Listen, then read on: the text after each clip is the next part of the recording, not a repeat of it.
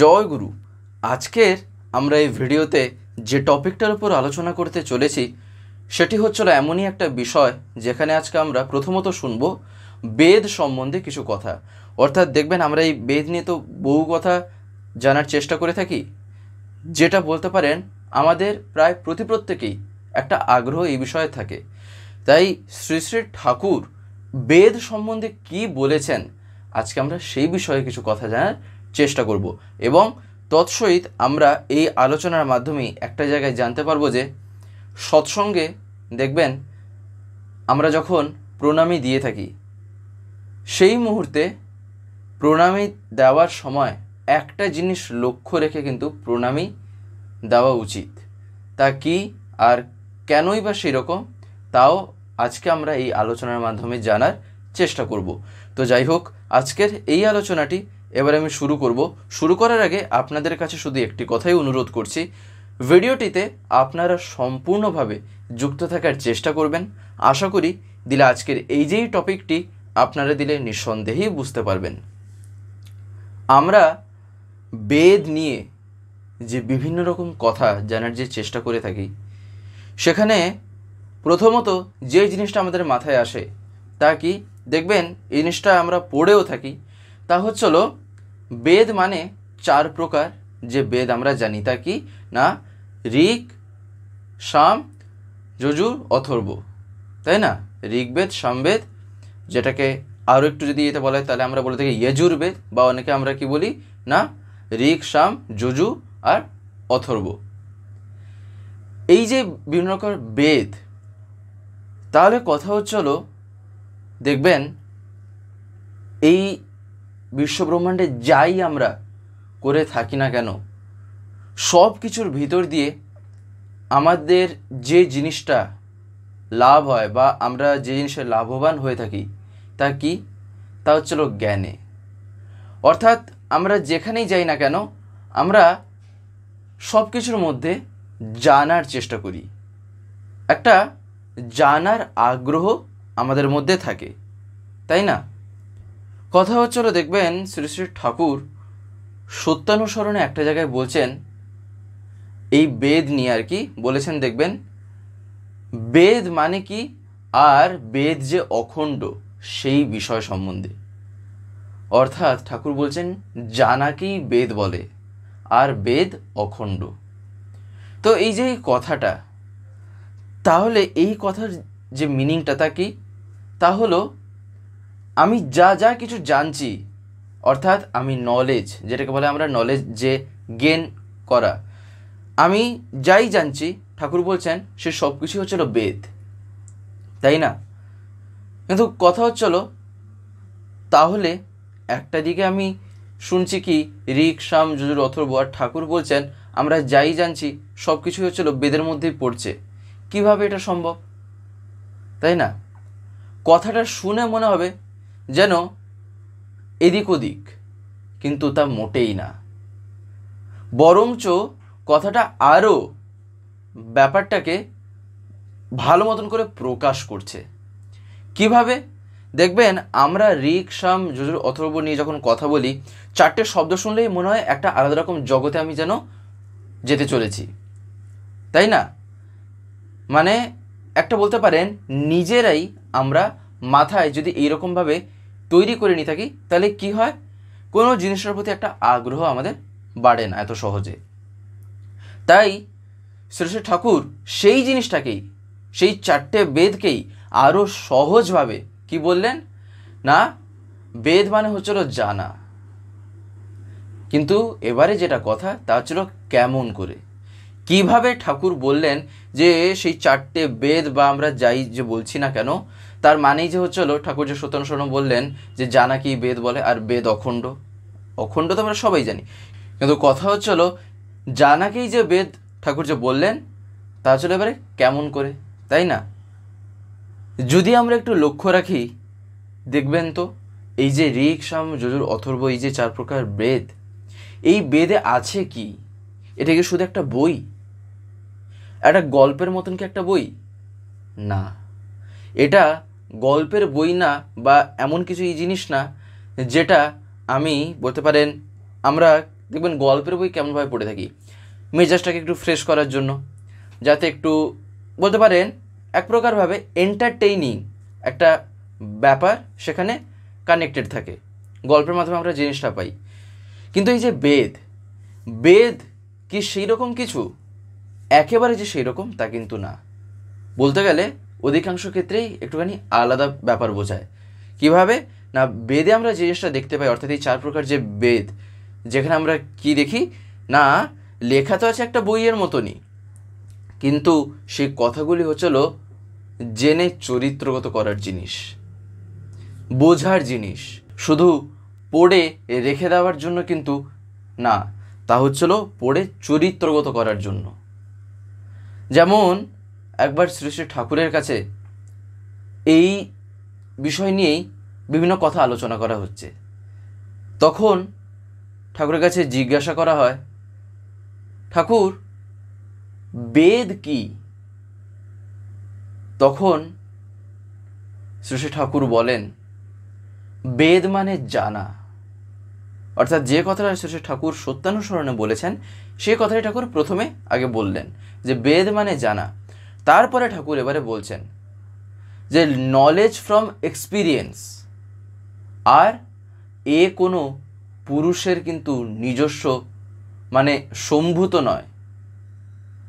তাই দেখবেন একটা কথা বলা হয়, এটা হচ্ছিল কি না, এক প্রকারে বলা হয় অপৌরুষেয়।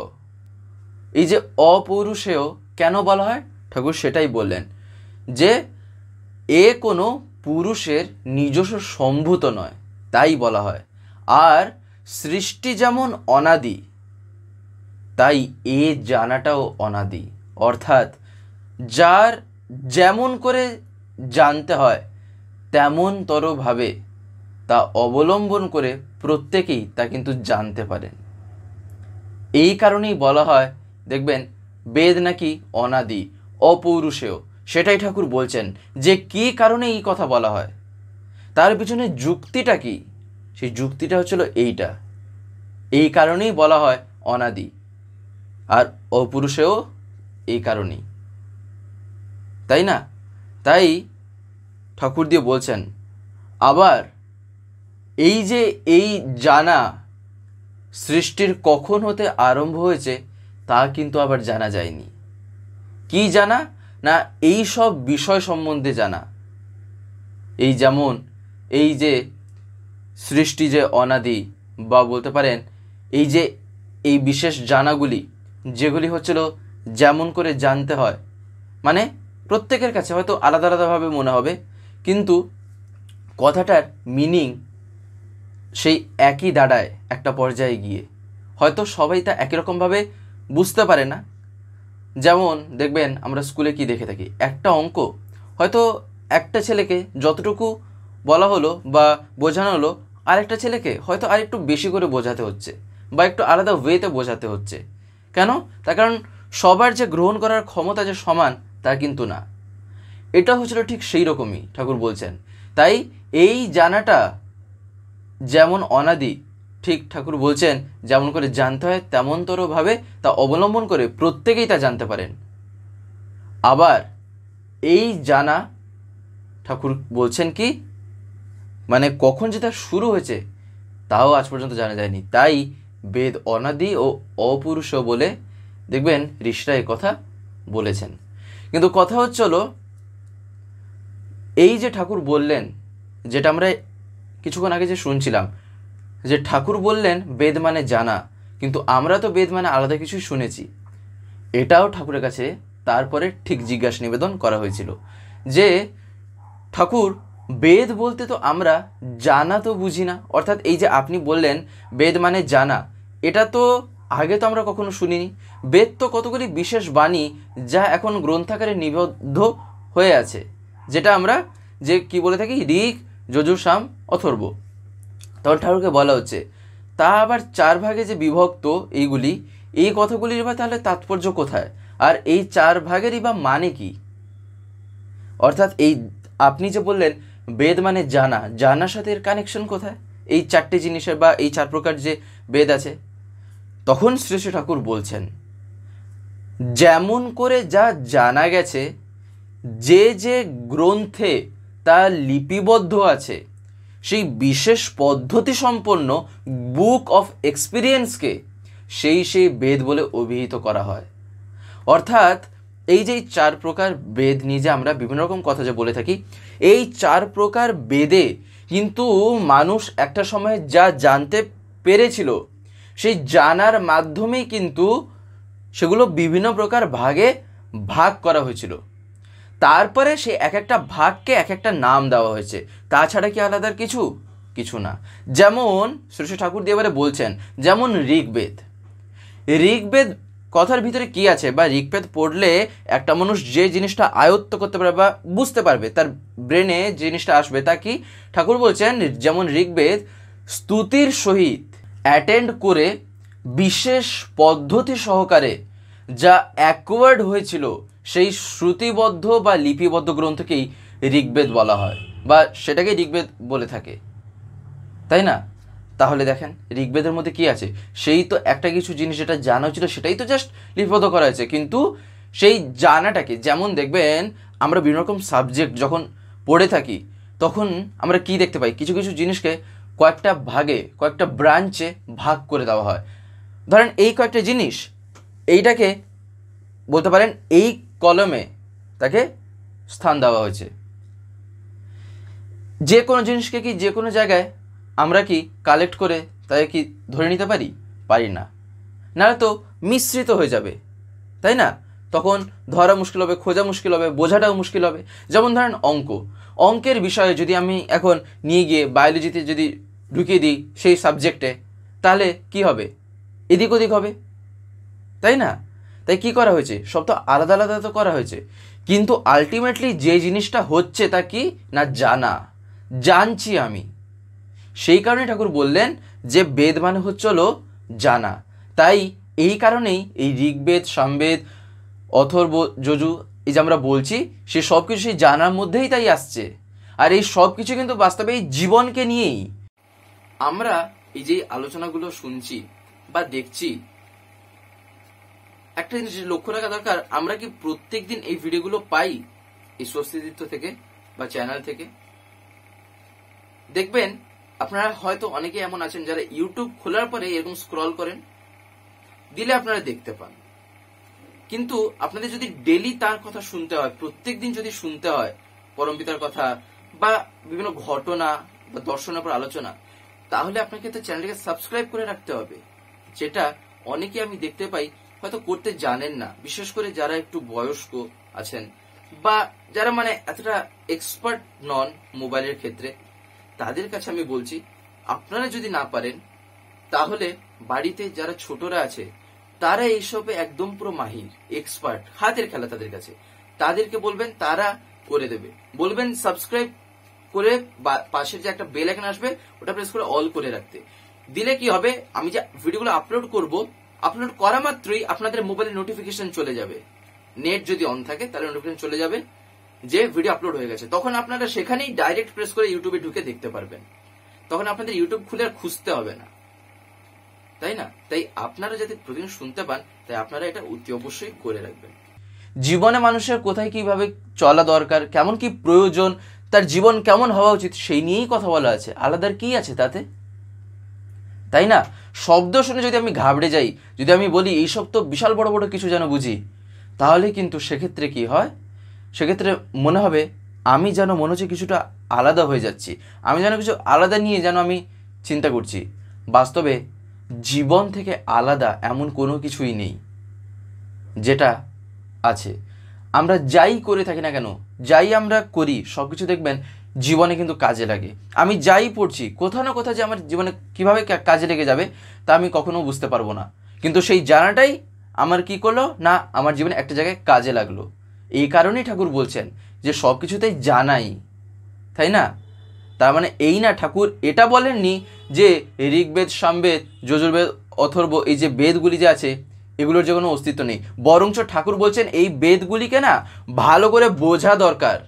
এই যে 4 প্রকার জিনিস যেগুলো ঋষিরা যে বিভিন্ন কথা বলেছেন সেগুলি বুঝতে হয়, জানতে হয় তারা কেন বলেছেন, তার যুক্তিটা খুঁজে বের করতে হয়, তার কারণ বলছি আমি বিজ্ঞানের যুগে আছি, যেন আমার চালচলন, আমার কথাবার্তা যেন সেই রকম দৃষ্টিভঙ্গি নিয়ে হয়, যে কথাটা পরম পূজ্যপাদ শ্রী আচার্যদেব বলেন। আর সেই জিনিসটাকেই মেনেও তো দিলে আমি চলতে পারবো। যখন আমি একটা জিনিসকে যুক্তিযুক্তভাবে বুঝতে পারবো তখনই তো আমি তা মানতে পারবো, তাই না? তারপরে যেমন ঠাকুর বলছেন, এটা তো গেল ঋগ্বেদ।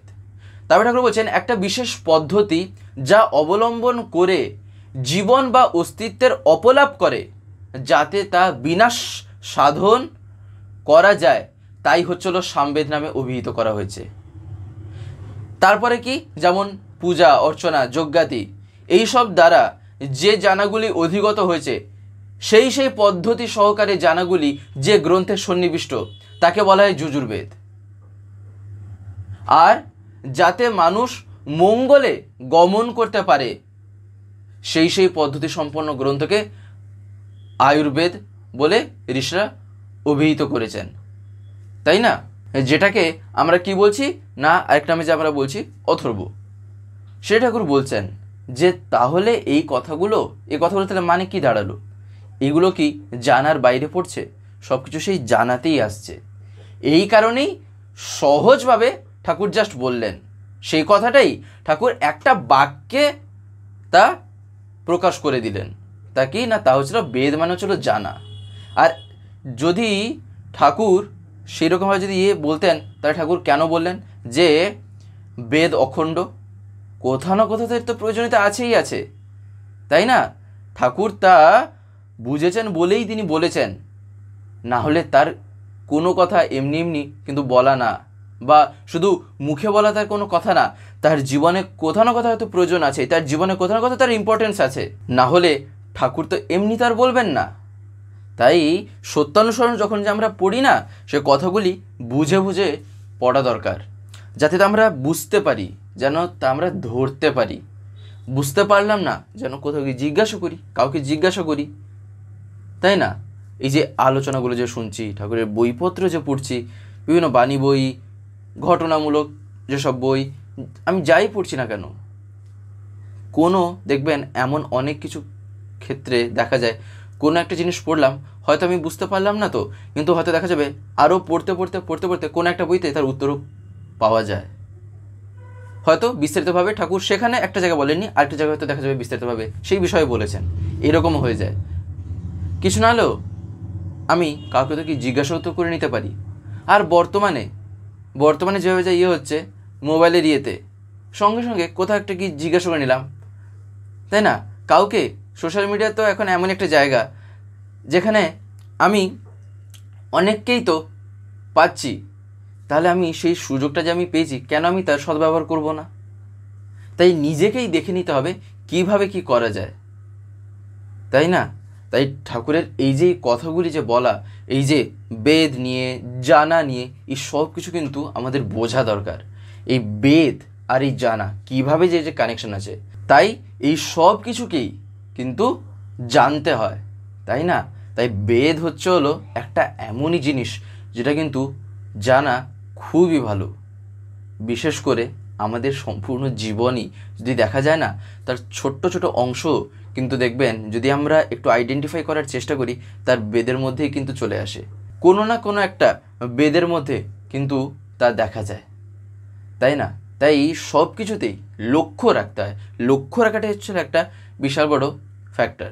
যেমন দেখবেন শ্রী শ্রী ঠাকুরের কাছে যখন আমরা কি করি, ধরেন যেমন সৎসঙ্গে যখন আমরা যাই, সৎসঙ্গে গেলে দেখবেন আমরা ঠাকুরের কাছে প্রণামী দিয়ে থাকি। আমরা দেখবেন অনেক কিছুই এমন একটু আমাদের চালচলনের ত্রুটি হয়, যেখানে কি হয় পরবর্তীকালে জেনে ঠিক করে নেওয়া দরকার।